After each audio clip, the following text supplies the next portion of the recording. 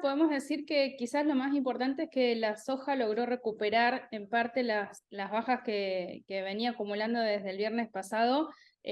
Tuvo bajas de hasta $22 y hoy recuperó $5 en el mercado de Chicago.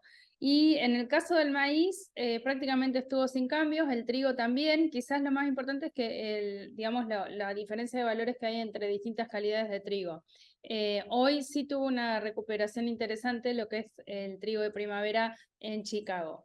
¿Cuáles fueron los factores que determinaron justamente estas recuperaciones que estás dando cuenta? La soja principalmente podemos decir que, entre comillas, fue como una especie de corrección técnica porque tuvo esa fuerte baja anteriormente, porque cuando vemos desde el lado de la demanda no hubo buenas, digamos, las ventas de exportación semanales de Estados Unidos estuvieron dentro del rango, pero algo menor que lo esperado. Digamos, tiene un retraso respecto al año pasado en lo que se refiere a las ventas de Estados Unidos al mundo en soja.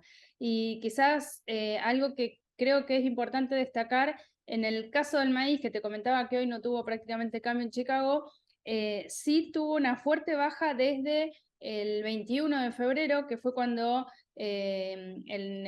digamos, estuvo muy cerquita de cuando el Ag Forum anunció sus estimaciones de producción para Estados Unidos, en donde para el maíz espera un aumento de área y de rinde que generaría 38 millones de toneladas más de maíz en Estados Unidos en la próxima campaña. Desde ese momento el mercado tuvo una baja de $21. Esa baja no la recuperó en Chicago, te estoy hablando, y creo que es importante tener en cuenta que, digamos, todo indica que el escenario ese tan alcista que teníamos se va diluyendo, ¿no?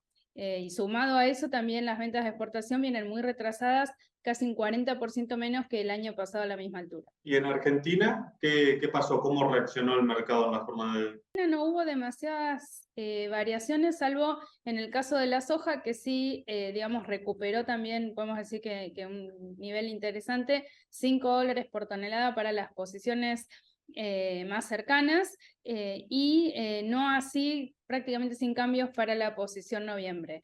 En el caso del trigo, el trigo marzo en el Matba Rofex tuvo una recuperación de $2 y el diciembre una leve baja de $1 y quedan 257.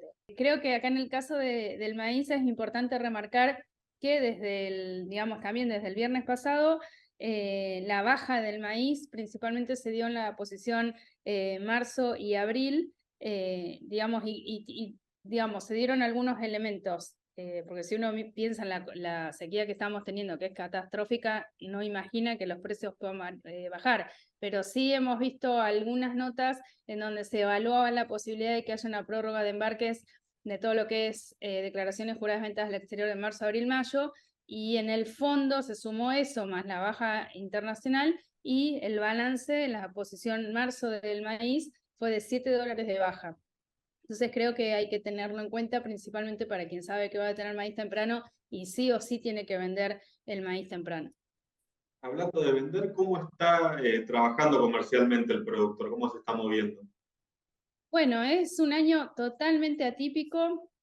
Recién estaba en las redes viendo digamos, qué interacción tenía comparando la sequía de este año con la 17-18 y la 08-09, y la gran mayoría coinciden que es igual o que va a terminar siendo peor que la 08-09. O sea que tomar decisiones de venta en este contexto es realmente muy difícil.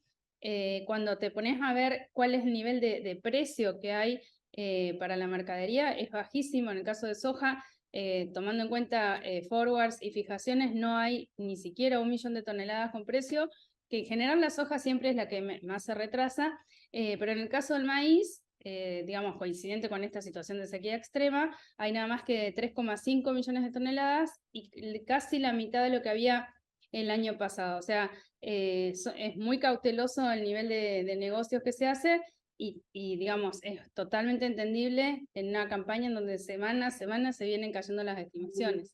Es importante que los productores, más allá de esta situación tan grave de sequía, analicen escenarios y posibilidades de tomar coberturas flexibles, porque, como te comentaba, fíjate que a pesar de nuestra mega sequía, mercado internacional, por ejemplo, en maíz, ya empezó a tener baja importante, y en el caso de soja venimos también de algunas bajas que nos ponen, digamos, en alerta, que los mercados muchas veces se mueven por elementos que quizás no tienen que ver con lo que pasa solamente en Argentina, ¿no?